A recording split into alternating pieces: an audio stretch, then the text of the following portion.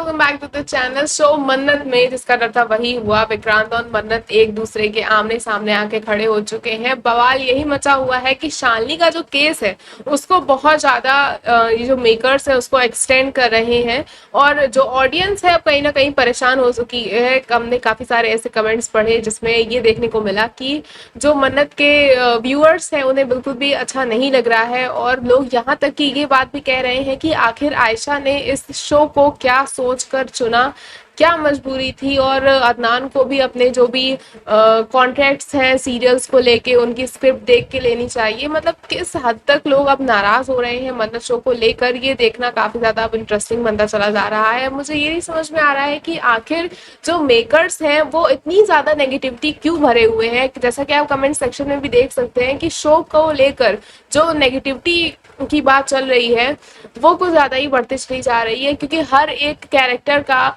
हमें एक पास देखने को मिल रहा है। सब अपने लाइफ में बहुत सारे ऐसे राज छुपाए हुए हैं और किसी का भी राज का खुलासा हो नहीं रहा है। एक्चुअल में ऑडियंस को इसी बात से प्रॉब्लम है कि इतनी नेगेटिविटी आपने दिखा दी, हर एक कैरेक्टर के साथ आपने एक स्टोरी जोड़ दी, उनका पास जोड़ दिया, लेकिन किसी का तो पर्दाफाश हो।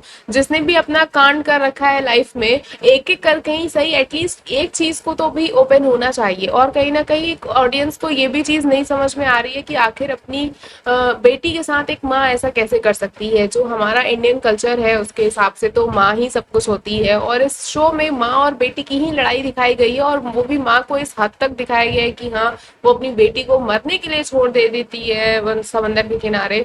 तो ये चीज भी कहीं लोग डाइजेस्ट नहीं कर पा रहे हो। जिस हिसाब से ऐश्वर्या मन्नत की जान लेने की लगातार कोशिश कर रही है, अपनी बहन की जान लेने की लगातार कोशिश कर रही है, इन सारी चीजों से भी अब कंप्लेन जो है वो ऑडियंस की बढ़ती चली जा रही है।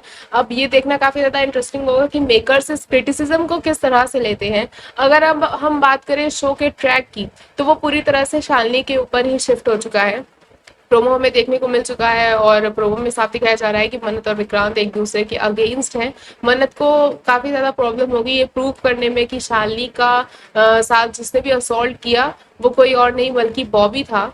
क्योंकि जब वो मन्नत घर पहुंचती है और सबके सामने कन्फ्रंट करती है कि आपके फैमिली से ही वो पर्सन है, और आई एम श्योर शालिनी ने उसका नाम उसे बता दिया है, और जब वो फैमिली के सामने बॉबी का नाम लेगी तो विक्रांत तो उस पर काफी चीखने चिल्लाने वाला है, पूरा फैमिली उसके अगेंस्ट जाने वाली है। और अब ये सब कुछ प्रूव करने के लिए सिर्फ एक ही रास्ता है, बॉबी का वो लॉकेट जो कि मेजबानी में प्रेजेंट है किचन में।